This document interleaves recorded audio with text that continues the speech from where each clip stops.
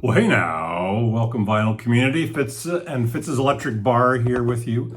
Um, One of the things I've been kind of thinking a little bit about, I love going for morning walks and I think about themes or things that sort of topics or ways to tie together music and how I enjoy it. And also the music evangelist part is really how can I sort of recommend stuff that I really enjoy and be able to describe it, I guess, or show the passion for it that I have, such that others might give it a listen. And of course, it's never been better than it is now with streaming because somebody doesn't have to take your word for it, go out and put $30 or $40 down on a piece of vinyl and then be disappointed. So, and then be angry and unsubscribe from your channel. You can unsubscribe anyways, but you don't have to be angry. So one of the ones that's been going through my mind over the last little while is the notion if you like X, you might like Y. So connecting albums and or artists that, for me, from my perspective, is not a big leap. And it's sometimes because the sound of the band is, I believe, fairly similar. Sometimes it's because the theme's similar, but there's something about them that are quite, they feel kind of like they're connected. And, one of the reasons why I feel like I have a big record collection, record and CD collection, is that I've always believed that when I want to put on a record or put on some music, that I need to feel like it's just the right one, and all the nuances and the differences of the different artists and the albums that they put out. I'll kind of go up and look at my stuff and go, nah, not quite, right? So now again, we have the streaming universe, but there's nothing better than, from a tactile standpoint, you're playing a record, it's sort of 2/3 of the way through and you're already thinking about what you're going to line up to play next. And I love that. So that's kind of the idea of this. And I'm going to do this as kind of a series.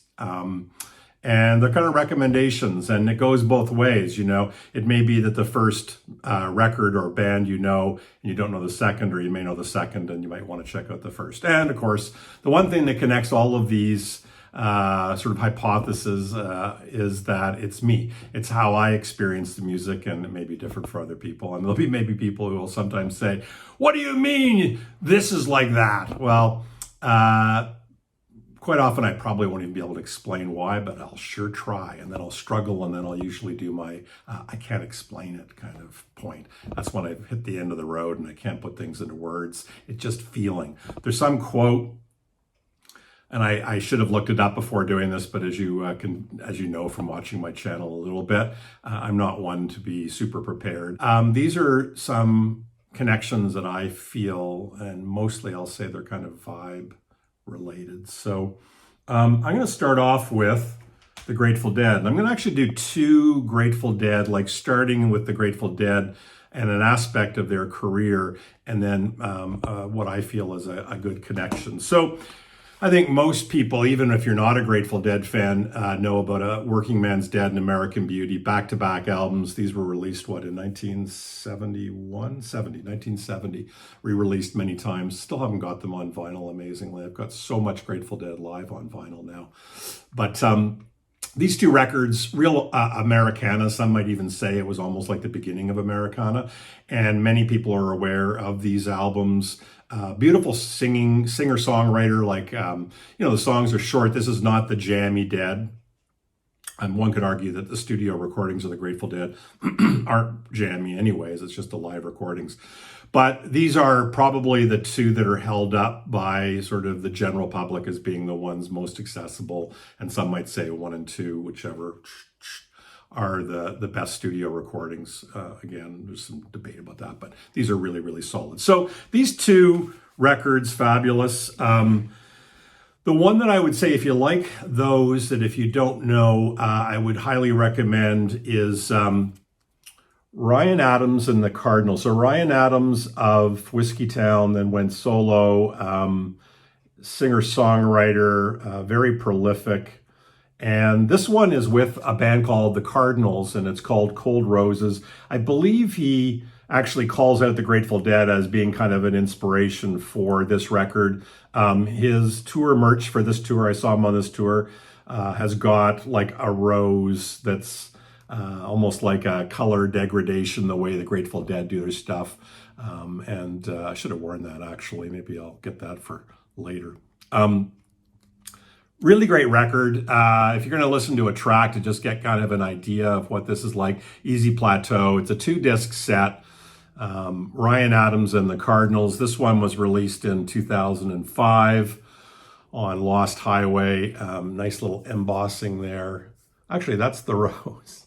Wasn't really paying attention. That's the rose. Anybody who knows the Grateful Dead knows that that is a motif along with the skull, dancing bears, and of course, Steal Your Face logos. But Ryan Adams and the Cardinals, this is a really nice record.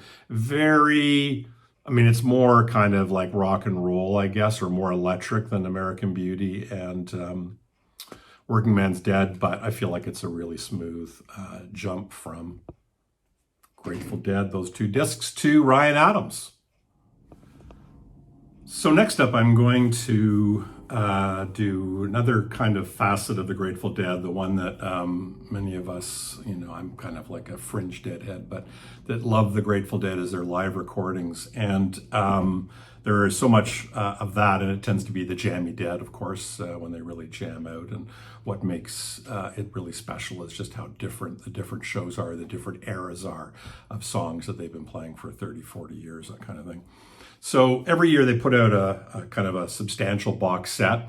A couple of years ago, I guess, they put out this one, which is St. Louis, and it's 3 shows. Thematically, it's just basically revolves around 3 shows in St. Louis, and they're at 3 different venues. But it's a beautiful, always the packaging on these boxes are just staggering. I don't know if we can really see it, but there's some really nice foil work. It's really nice. And Jammin' Grateful Dead. So that was a box. The epitome of jamming Grateful Dead is actually taken from that box set, but a vinyl version of it. But it's kind of crazy in a way, because this is a double record, and because it's their live performances and they extend some of their songs like Playing in the Band and Dark Star and Morning Dew, it actually goes, the jams cut across multiple sides. So what I mean by that is side A has got Playing in the Band and drums, and then it goes over onto the other side and it's Dark Star, sort of part 1. So 13 minutes, 38 seconds, followed by Dark Star, part 2, 15 minutes and 48. So we're dealing with almost 30-minute jam. So anybody who's not a Grateful Dead fan, you're just probably your eyes are glazing over, and who cares? And I totally understand. But very cool jams, and the idea is good. But again, splitting out a jam over 2 sides of a record probably doesn't make a lot of sense. I mentioned this before, but a long time ago on my thread, or many months ago, and so many of you may not have been sort of listening at the time. But the Grateful Dead also has Dead.net, which has got some great, it's a community board basically, and people share stuff, and they mostly talk about Grateful Dead releases and their thoughts on it and all that kind of stuff, and rumors and that kind of thing. And somebody mentioned on there one time that, they were listening to this particular record. This was my intro to Les McCann, Invitation to Openness. And Les McCann, I guess you'd kind of call him a bit of a sort of soul jazz crossover artist. I've got a few other records of his now, which I really like, but this one for me really does it. And this really is a jam. It starts off real quiet and it just kind of builds and builds, and it gets really wonky, like really jams out. It's fantastic. So Les McCann, Invitation to Openness, highly recommended. Again, stream it. I think that if you like the jammy Grateful Dead, then I think it's something you owe it to yourself to give a listen. If you don't, you still might like it, but can't promise you. Another one that I feel is it's kind of like, I don't know if I could have gotten into this record and this artist if I didn't start to go down the rabbit hole and really enjoy Grateful Dead jams and live recordings. And that would be John McLaughlin's My Goals Beyond. He calls himself Mahavishnu John McLaughlin. So I don't remember where this fits into the Mahavishnu Orchestra. I'll be honest, the Mahavishnu Orchestra is one of those bands that I have on my list to try to find a way in, and I'm struggling with it because it's just a little too wild for me. And yeah, maybe I'll never get into it. I don't know. But this to me is the sweet spot. This is like the missing link that may get me there. And the kind of the jamming that this band does, led by John McLaughlin, is really fabulous. It's kind of that perfect, approachable, but really takes you on a journey, which is really amazing. So he's got his guru there as well. Sorry, I'm not sure if guru is the right word, but in terms of the people who play on this, so Charlie Hayden's on bass. I mean, he's fabulous. Billy Cobham's on drums. And the others that I don't know, Jerry Goodman does some violin work, and a couple others that I don't recognize. But highly recommend this. My Goals Beyond, Mahavishnu, John McLaughlin. Wow, this is such a good record. Highly recommend it, especially if you like the jamming. Next up, I'm going to do, this is a little bit of a stretch, I'll be honest with you. But I think that I could see if you like one that you might like the other. I think musically they're kind of different, but there's something about the way both of these female singers perform, or the way they approach their singing, that for some reason really kind of I feel is connected in some way. So PJ Harvey, I have most of her stuff on CD, and in fact, even that I would have downloaded a lot of it. So I'm kind of collecting some of her stuff gradually. This is some of the recent demo releases that she and her label have been putting out. And the thing I love about PJ Harvey, and I had the good fortune of seeing her once, she doesn't seem to come to North America, or certainly doesn't come to Canada very often, but she is a powerhouse of a performer. I never got to see Sinead O'Connor, but when PJ Harvey steps on stage, she is in command. She is the leader. She is, she's just riveting. And her performances are so powerful, and she can get very quiet and also draw you in equally with some of her more sort of quiet, I wouldn't know if I call them ballads, but it's almost like it just brings everything down in terms of intensity. And then, of course, when things really explode, they are all the more explosive because of that kind of dichotomy of it's not quite loud, quiet, loud, but you know what I mean. So PJ Harvey, anybody who really likes PJ Harvey, and she's got a big, pretty good fan base. What I recommend you might check out is Oh Susanna. Now I should also explain, Oh Susanna, or Suze Ungerleider, I hope I'm pronouncing it right, but this is her, I believe, first record.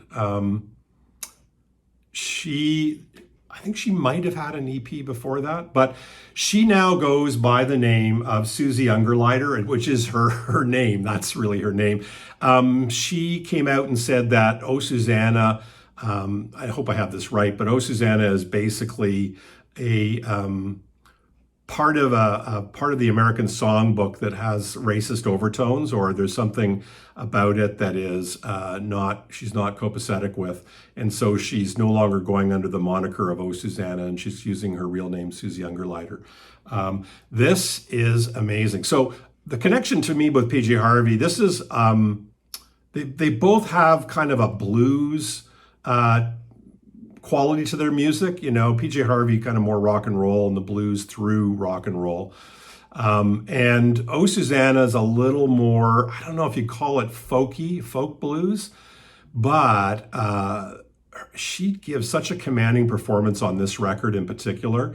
Really recommend that you stream some of this. The song Johnstown, oh my God, it is so powerful. This particular record, I think, was a more recent re-release. I had this on CD.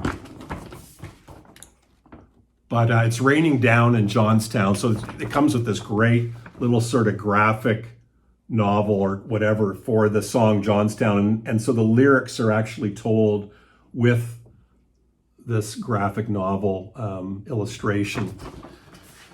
It's raining down in Johnstown, sinking steady, drink on a Sunday, thinking somebody pulled the plug.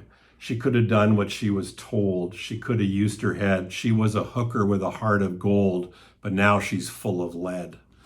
I'm not doing it justice. You got to hear Susie Ungelider perform it. It is devastating. It's like so powerful.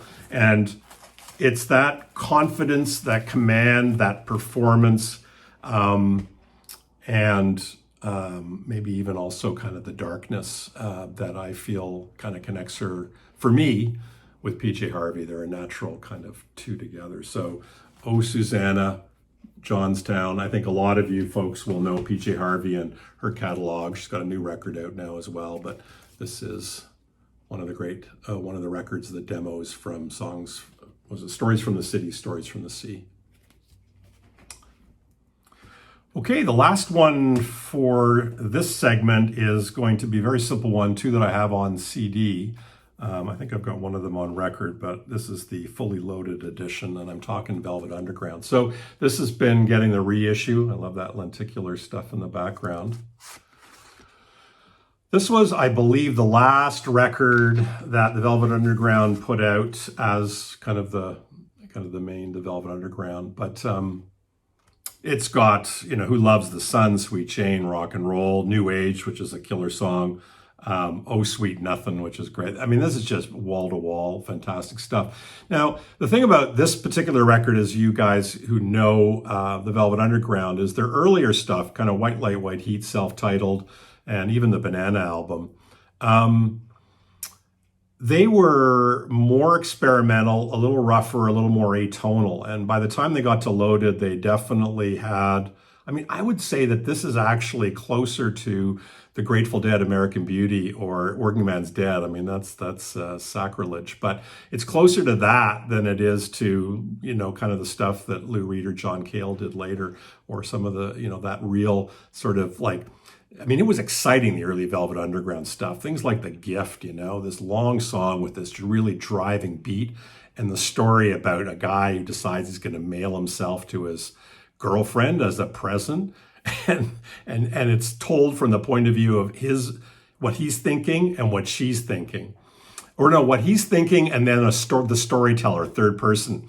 And he decides he's going to mail himself to her as a gift, and she's going to be so excited to get it. And then next, you know, it does go into her head, and then she receives a gift, and then she's thinking, I'm so tired of this guy, and like, I don't know what he sent me. Anyway, she's trying to open the crate, and she gets kind of impatient, and she starts to open the crate with large scissors, I think, and smash it open. And the scissors go through the crate and goes right into the head. And it's described really, really in detail by, I believe, John Cale, who does the vocals for that. Anyways, that is not this. And I think most of you know Loaded, or certainly know songs off of Loaded. So, you like this record?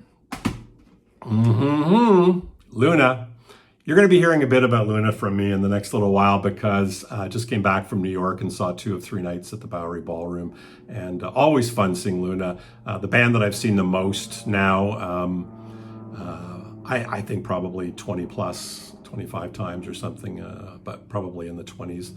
Penthouse. So this was the first record I got into with Luna, and this is an exquisite record, beautifully produced. The thing that I love is the songwriting and also the performance of the dual guitars. Mentioned this before, but you've got Dean Wareham, and he's on the Gibson, I believe, and Sean Eden, who does Fender, Stratocaster, Telecaster, can't remember which, I think Stratocaster. But the two of them, basically Dean is mostly rhythm. Well, no, they both do. They both are rhythm, and then they both take turns doing leads, and their leads are quite different, and they do lots of beautiful, you know, guitar interplay, and I've often compared aspects to them to television as well, but very New York kind of sound. And this is a great record to start with, Luna. Penthouse, I think this might have been their 4th record. Luna Park, Bewitched, I can't remember, 3rd or 4th. Highly recommend it. Yeah, it's really good. So if you like this, you might like that. I'm going to try to make this kind of a regular thing, and hopefully share some of those acts that I think are really well interconnected, or at least have a very similar vibe, and hopefully turn you guys on to something you may or may not know, or remind you of something that you've always loved. Anyways, carpe diem, motherfuckers. See you soon.